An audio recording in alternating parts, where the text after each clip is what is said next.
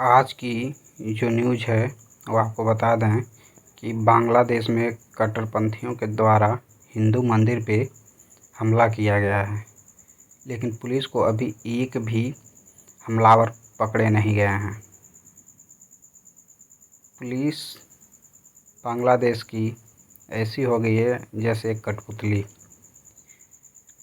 आपको ये पता होगा कि इससे कुछ दिन पहले जब वहाँ की प्रधानमंत्री देश छोड़कर भारत आई थी, तो उस समय भी हिंदू मंदिर पे हमला किया गया था और मुजीबुर जो रहमान हैं वहाँ के, जैसे अपने वहाँ के राष्ट्रपिता महात्मा गांधी हैं भारत को आज़ाद कराने के लिए, वैसे ही वहाँ पे मुजीबुर रहमान को याद किया जाता है बांग्लादेश को आज़ाद कराने के लिए। तो उनके मूर्तियों को तोड़ा गया था और शेख हसीना जो थी, मुजीबुर रहमान शेख हसीना के पिता हैं, और शेख हसीना जब देश छोड़ के वहाँ से आई थी तो मंदिर और बहुत से हिंदू समुदाय के लोगों को निशाना बनाया गया था। और आज 25 जून 2025 है और आज भी यह न्यूज़ सुर्खियों में है कि वहाँ हिंदू सुरक्षित नहीं हैं और धार्मिक स्थल तो बिल्कुल भी नहीं। और दूसरा न्यूज़ ये है कि टेस्ला भारत में आ गई है और आपको ये जानकर खुशी होगी कि इलेक्ट्रिक कार भारत में भी अब बिकनी शुरू हो जाएंगी। टेस्ला की खासकर इलेक्ट्रिक कार तो बिक ही रही हैं, टेस्ला की कारें बिकनी शुरू हो जाएंगी।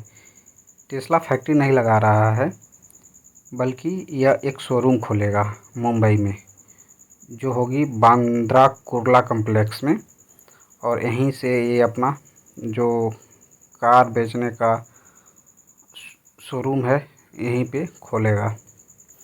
तीसरी जो न्यूज़ है वो 1 जुलाई से बढ़ सकते हैं टिकट के दाम। सबसे ज़रूरी चीज़ ये है क्योंकि आम जनमानस भारत की सबसे ज़्यादा सफ़र ट्रेन से करती है और ट्रेन का टिकट का दाम बढ़ने वाला है। बात करें तो प्रस्ताव ये दिया गया है कि 1000 किलोमीटर पर 20 रुपये बढ़ेगा जो समान एसी के टिकट होंगे, और नॉन एसी के जो टिकट होंगे वो 10 रुपये की वृद्धि होगी। लेकिन अब ये देख लिया जाए किस वर्ग में कैसे कहाँ बढ़ रहे हैं टिकट के दाम, तो आप इसमें देखेंगे कि साधारण सेकेंड क्लास जो 500 किलोमीटर से कम होगी उसकी वृद्धि नहीं की गई है, उसमें कोई बदलाव नहीं होगा। लेकिन वहीं पे साधारण सेकेंड क्लास जो 500 किलोमीटर के ऊपर के होंगे उसमें आधा पैसा प्रति किलोमीटर के हिसाब से बढ़ेगा। यानी 1 किलोमीटर अगर दूरी तय होगा 500 किलोमीटर के ऊपर से तो आधा पैसा बढ़ेगा। वहीं मेल या एक्सप्रेस गैर एसी जो ट्रेन है उसमें 1 पैसे प्रति किलोमीटर के हिसाब से बढ़ेगा। एसी क्लास सभी ट्रेनें मासिक सीजनल टिकट के 2 पैसे प्रति किलोमीटर एसी क्लास की बढ़ेगी, और मासिक सीजनल जो टिकट है उसमें कोई वृद्धि नहीं होगी। उपनगरीय रेलगाड़ियाँ कोई वृद्धि नहीं, मतलब एक नगर से जो दूसरे नगर को आपस में जोड़ती हैं, आई थिंक उपनगरीय इसी को कहते हैं।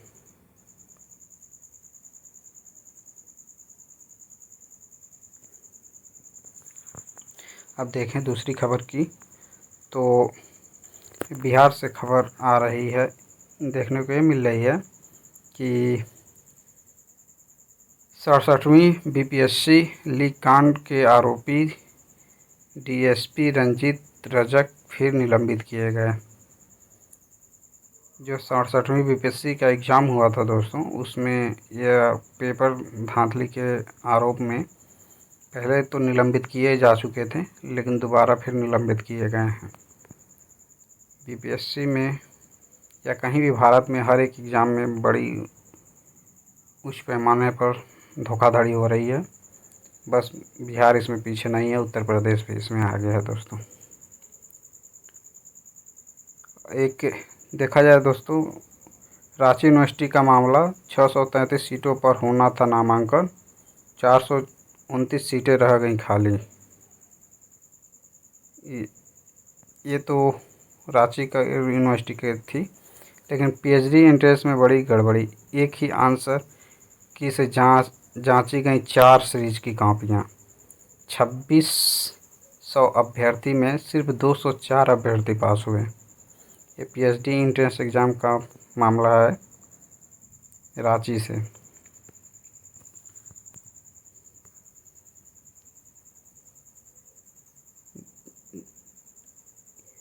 आपको बता दें कि इस समय जो सीमेंट की कंपनियों में अडानी बहुत सारे सीमेंट की कंपनियां एक्वायर कर रही है, उसमें अपने शेयर को ज़्यादा खरीद रही है।